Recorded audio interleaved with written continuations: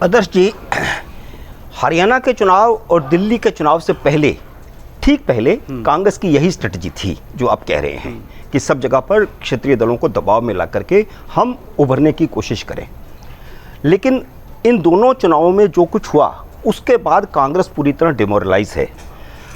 जो लोग समझते हैं कि बिहार में इस तरह की स्ट्रेटजी कांग्रेस बना रही है कि गठबंधन से बाहर निकल के अकेले चुनाव लड़ लें, तो ऐसा कांग्रेस की सोच मुझे नहीं लगती है।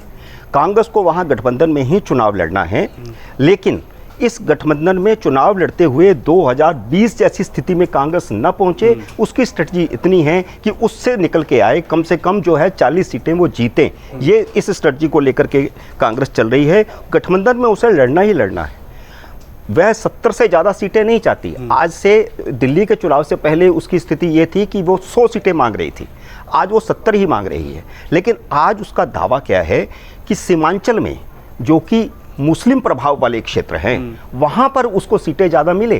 कांग्रेस हमेशा ये कहती रही कि 2020 के चुनाव में हमें स्ट्रेटजिकली आरजेडी ने वो सीटें दी जो हारने वाली सीटें थी, जो आरजेडी कभी नहीं जीती थी, वो सीटें कांग्रेस को थमा दी गई। इसलिए हम 70 सीटें लड़के सिर्फ 19 पर निपटे। ये उनका ये भी आरोप है कि आरजेडी ने ही उनको इस स्थिति पर पहुंचाया। और जबकि पप्पू यादव का ये कहना था कि अगर हम उनको 70 सीटें ना देते, 50 सीटें देते, तो हमारी सरकार बनती ही बनती।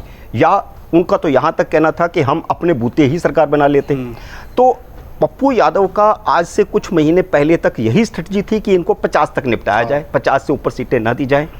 कांग्रेस की ये सोच थी कि 100 के करीब जाएं, 100 से नीचे ना जाएं। लेकिन आज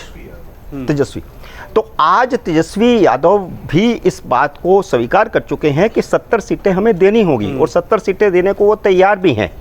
लेकिन कौन सी सीटें देनी होगी, उसका दबाव कांग्रेस लगातार बना रही है। जो यहाँ पर मीटिंग हुई, उस मीटिंग का जो अर्थ था, राम गोपाल जी ने भी जैसे कहा कि जिस प्रकार उन्होंने कन्हैया को पीछे लगा दिया, पप्पू यादव को पीछे लगा दिया, तो वो दबाव सिर्फ इस बात का है कि हमें सीटें हमारी मर्जी की दे दी जाएं, कम से कम मुस्लिम प्रभाव वाली सीटें दे दी जाएं, ताकि ये दावा ना रहे कि मुस्लिम जो है वो आरजेडी के साथ है, मुस्लिम कांग्रेस के साथ है।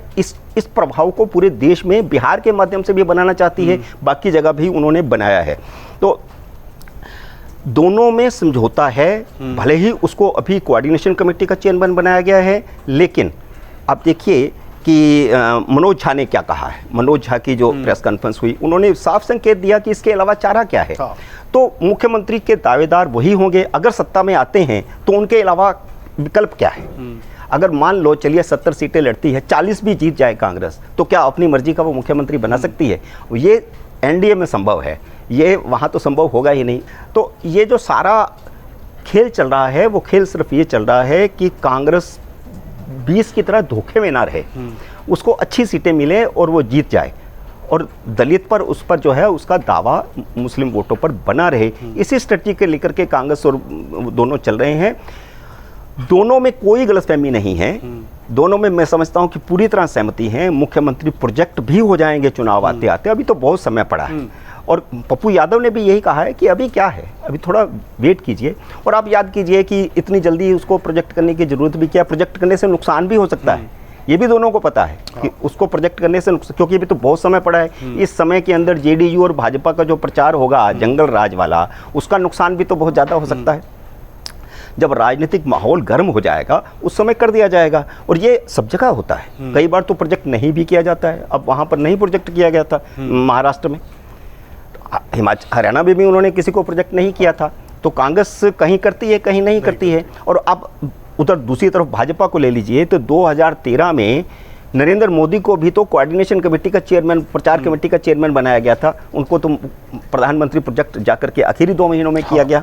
तो इतनी जल्दी मैं समझता हूं कि ये जरूरी नहीं है, लेकिन दोनों दलों में सहमति है, इसमें कोई शक नहीं। अगर आप ये वीडियो YouTube पर देख रहे हैं तो हमारे चैनल को सब्सक्राइब कर बेल आइकन दबाएं, और Facebook पर देख रहे हैं तो हमारे पेज को लाइक करें। 8 मिलियन प्लस सब्सक्राइबर, आपके इस भरोसे के लिए बहुत धन्यवाद।